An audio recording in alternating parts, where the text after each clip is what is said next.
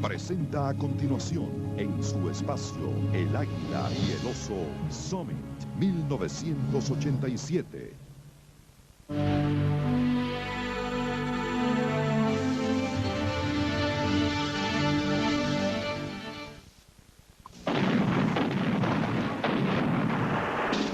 I believe that we are going to get along with the Russian people very, very well. The Iron Curtain has descended across the country. And resolute action. I shall go to Korea. I am not and never have been a member of the Communist Party. We shall pay any price, bear any burden, support any friend, oppose any foe. Hell no, we won't go. We believe that peace is at hand. Will be regarded as an assault on the vital interests of the United States. We understand each other better. That's a key to peace.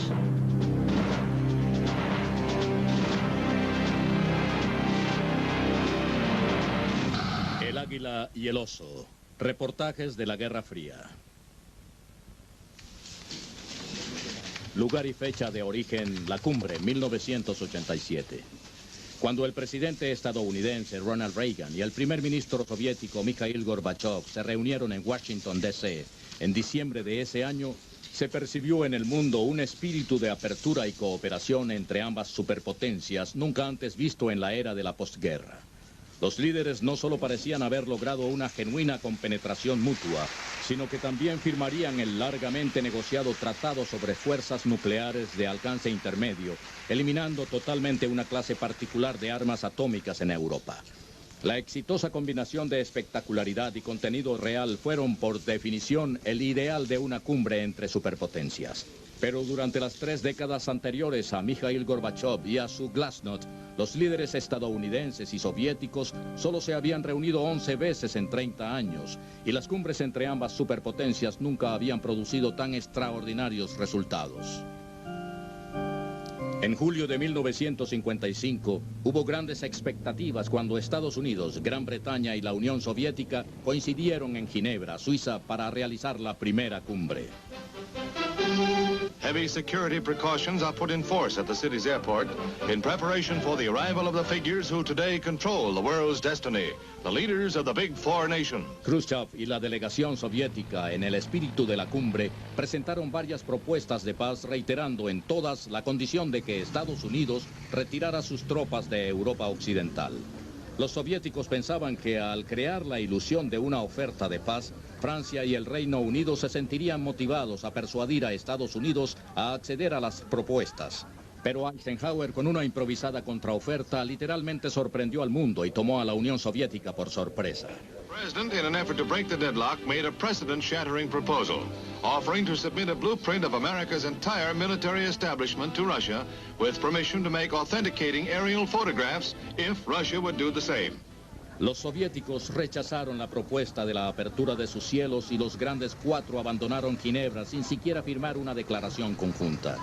Aunque Eisenhower describiera los resultados del encuentro como una nueva era de amistad en el mundo, el verdadero efecto del encuentro fue la aceptación de que la confrontación este-oeste era un hecho inevitable de la vida en la posguerra. Pasarían 4 años antes de que Eisenhower y Khrushchev volvieran a encontrarse en septiembre de 1959 en Camp David. A mammoth Soviet jetliner, the world's largest, lands at Andrews Air Force Base, Maryland, carrying Soviet Premier Nikita Khrushchev and his party for a 13-day visit to America. Fue algo nunca antes visto. Khrushchev era invitado a una gran gira por Estados Unidos. On his visit to Hollywood, a star-studded audience at a studio luncheon heard him wrangle with Spyro Skouras over which one had a harder childhood, and complained angrily that U.S. security kept him from seeing Disneyland. En parte, la visita intentaba suavizar la tensión entre el este y el oeste respecto al estatus de Berlín. La dividida ciudad era un tópico de irritación para los soviéticos, pues desde 1948, más de 3 millones de refugiados habían huido de Alemania hacia Occidente a través de esta ciudad. Eisenhower creía que la visita ayudaría a prevenir una crisis potencial. Khrushchev, luego de más de una semana de gira por Estados Unidos, se reunió con el presidente Eisenhower en Camp David. Allí no se logró ningún acuerdo respecto a Berlín, pero ahora parecían revitalizarse las relaciones soviético-estadounidenses. Khrushchev, al partir de Washington, gritó: «Larga vida a la amistad soviético-estadounidense», y propuso otra cumbre para la siguiente primavera. Con el éxito logrado en Camp David, aún fresco en sus mentes, Estados Unidos y sus aliados europeos seguían optimistas respecto al encuentro cumbre a realizarse en París a partir del 15 de mayo de 1960.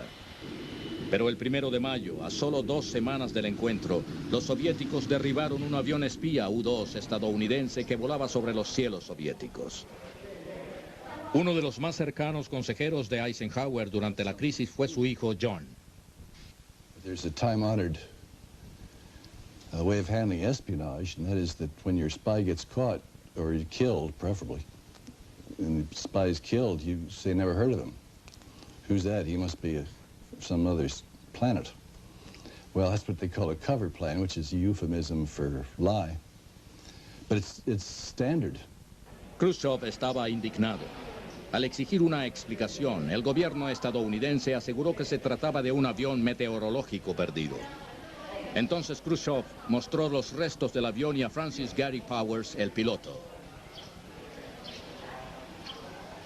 Allen Dulles absolutely assured us that the man was well paid, he knew what the risks were, that if anything would transpire that would indicate his being captured, the plane would self-destruct. You can't ask somebody to shoot himself or shoot himself in the head. No, the plane would self-destruct.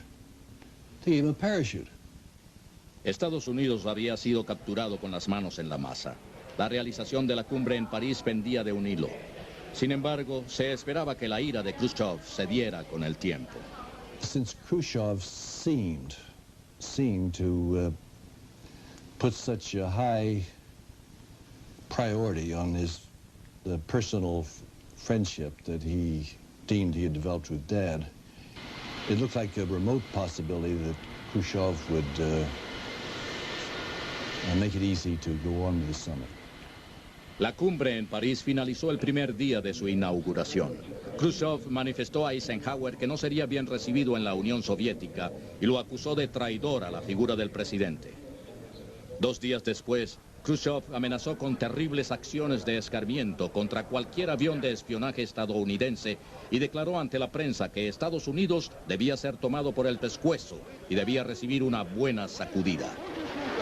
Eisenhower soñaba con que una cumbre exitosa fuese su último acto significativo antes de retirarse, pero el encuentro en París reveló la dificultad de crear una atmósfera de confianza en una guerra fría donde abundaban el miedo y los engaños.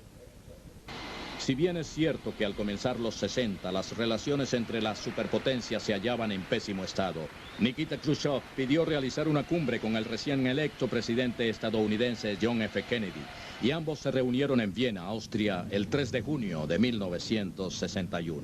The Vienna summit was not a carefully prepared summit with an agreed agenda and some understanding on both sides as to what issues would arise. President Kennedy just felt that he'd like to meet this fellow Khrushchev and get a cut of his jib and get acquainted. Se presentaron amigablemente, pero sus actitudes cambiaron al discutir sobre Berlín. Mr. Khrushchev wound up by delivering in a very bold and intimidating way an ultimatum on Berlin. He said to Kennedy, now we're going to do this as far with the East Germans. Your access to Berlin will have to be worked out with the East Germans. If there's any attempt by the West to interfere with these arrangements, there will be war. And Kennedy had to look at him straight in the eye and say, well then, Mr. Chairman, there's going to be war. It's going to be a very cold winter. Luego de la reunión, Khrushchev manifestó que el encuentro había sido un excelente comienzo, pero el presidente Kennedy no fue fácil de apaciguar.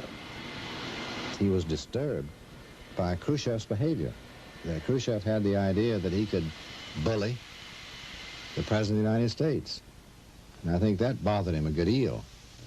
I made it clear to Mr. Khrushchev that the security of Western Europe, and therefore our own security, are deeply involved in our presence and our access rights to West Berlin. and that we are determined to maintain those rights at any risk. Tanto Khrushchev como Kennedy hablaban muy en serio. Pero Khrushchev, al salir de la reunión, parecía estar convencido de poder superar estratégicamente al joven presidente estadounidense. Exactamente 2 meses después del encuentro en Viena, Khrushchev cercenó Berlín con un muro de concreto y de alambre de púas y engendró una crisis que llevaría a ambas potencias al borde de la confrontación armada. Pasarían entonces 6 años antes de que los líderes de ambos países se encontraran nuevamente cara a cara. Casi sin previo aviso, el presidente Lyndon Johnson se reunió con el primer ministro del Soviet, Alexei Kosygin, el 23 de junio de 1967, en una pequeña universidad de Glassboro, Nueva Jersey.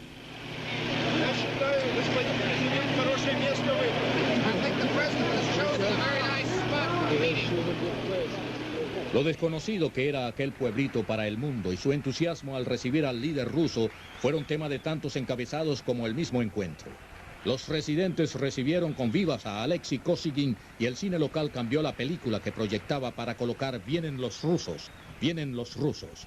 Pero tanto escándalo respecto a la cumbre solo colocaría un velo sobre el poco éxito alcanzado. I was glad to meet with Chairman Kosygin this morning.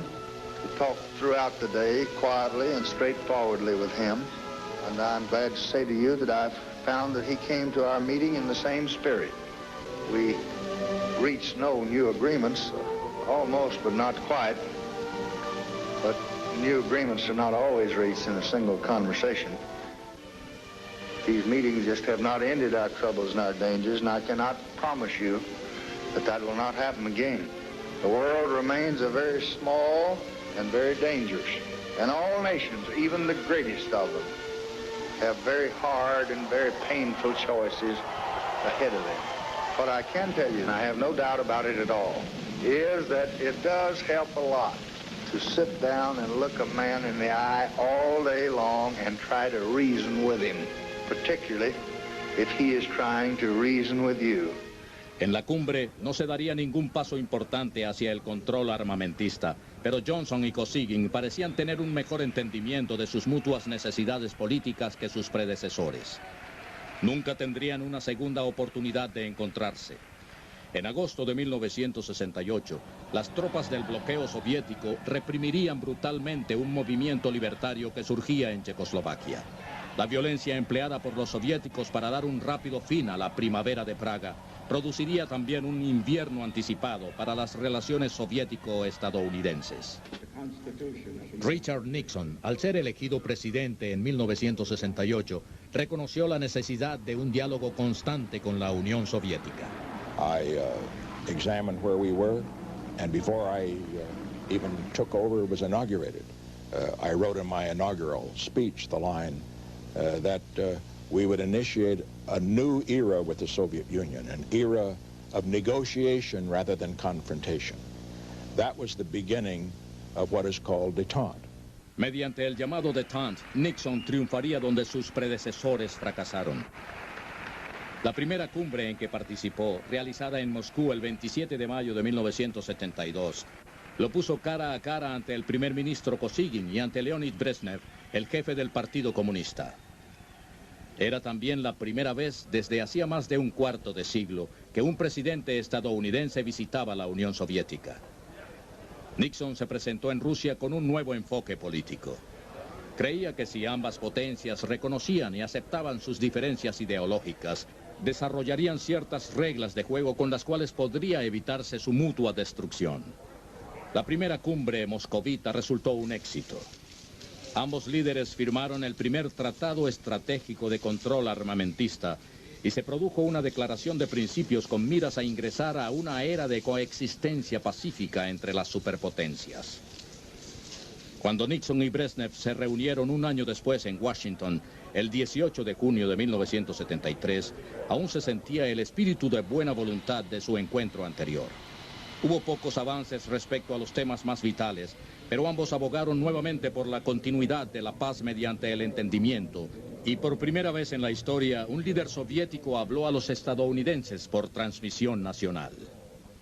Dear Americans, Please accept my wishes for well-being and happiness to all of you. Brezhnev volvió a invitar a Nixon a Rusia en junio de 1974 para la realización de una tercera cumbre. Lograron firmar varios tratados de reducción armamentista, pero el tono de las reuniones no fue muy esperanzador. Brezhnev manifestó a la prensa su decepción por no haberse podido firmar acuerdos de mayor alcance. Pero en su discurso de cierre, Nixon dijo esto a los soviéticos: pudimos reunirnos este año y lo haremos nuevamente en Estados Unidos. No en una atmósfera de crisis, sino en un ambiente de confianza. Pero esta sería la última vez que se reunirían. 2 meses después, Richard Nixon, caído en desgracia ante el escándalo Watergate, renunciaría a la presidencia. Con el fin de proseguir con la détente y continuar con las negociaciones para la firma del Tratado SALT II, el sucesor de Nixon, Gerald Ford, viajó a la Unión Soviética para encontrarse con Brezhnev en noviembre de 1974. I spent a great deal of time talking to Secretary Kissinger, who had, over a period of 2 or 3 years, spent a great deal of time negotiating with Mr. Brezhnev prior to SALT I and subsequently. It was a real major test. Durante el segundo día de conversaciones, Brezhnev ofreció dar al presidente Ford un paseo en automóvil por Vladivostok. Fue uno de los pocos momentos en que ambos líderes pudieron estar a solas. It was a sightseeing tour with the head of the Soviet Union as my guide.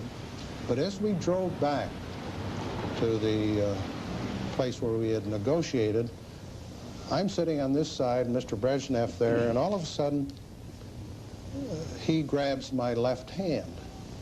Well, I'm not really accustomed to holding hands with men in the back seat, but it was an interesting experience because he immediately started talking about our mutual responsibility to prevent a global war. La reunión terminó con la firma de un comunicado conjunto con los términos del Tratado SALT II, pero las esperanzas de un acuerdo final desaparecieron a mediados de los 70, al descubrirse que los soviéticos habían aumentado su gasto armamentista, en tanto que Estados Unidos, con la buena fe inspirada por la détente, lo había reducido. Pasarían 5 años y una nueva elección presidencial antes de que Leonid Brezhnev volviera a reunirse con otro presidente estadounidense. Él y Jimmy Carter se entrevistaron en Viena en junio de 1979. I had a large globe by the side of the president's desk, and I would try to put myself in the position of that foreign leader and look at the world as Brezhnev must look at the world from the Kremlin. This is a very enlightening thing to do and kind of a sobering thing to do, because from the Soviet side, they look upon the weapons of the United States, the weapons of China, the weapons of England, Great Britain, and the weapons of France.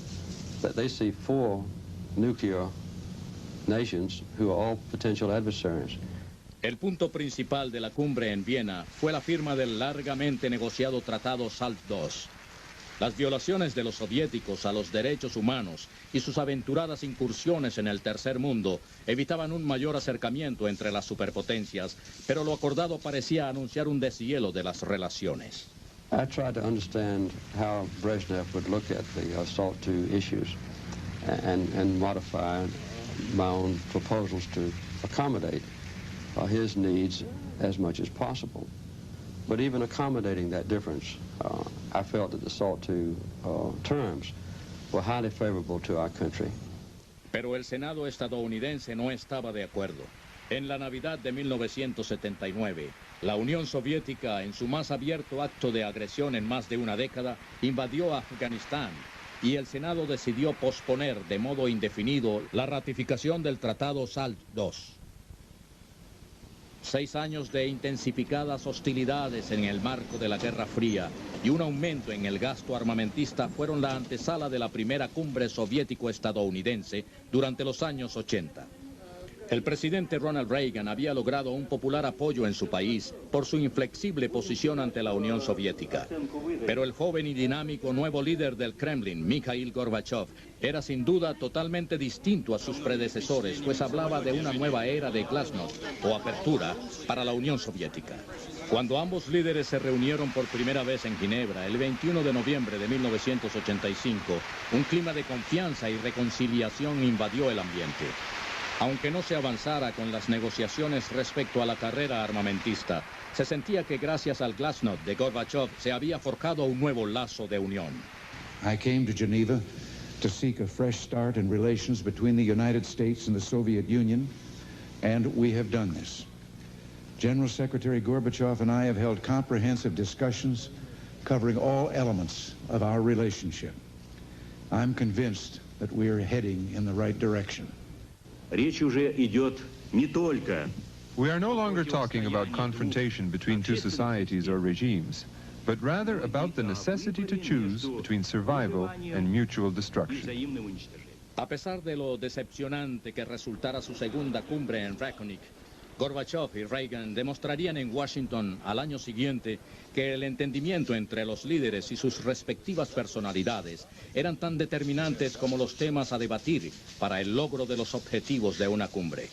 En el pasado, todos los avances realizados durante tales encuentros parecían anularse constantemente por las hostilidades de la Guerra Fría. Si bien es cierto que tanto Estados Unidos como la Unión Soviética habían trabajado siempre en pro del logro de acuerdos sobre el control armamentista, nunca había sido fácil alcanzar una confianza mutua. Pero cuando Gorbachev levantó el velo de secretos que cubría a la Unión Soviética, él y Reagan dejaron atrás un pasado de temores y entablaron un nuevo vínculo de confianza para las relaciones futuras entre el águila y el oso.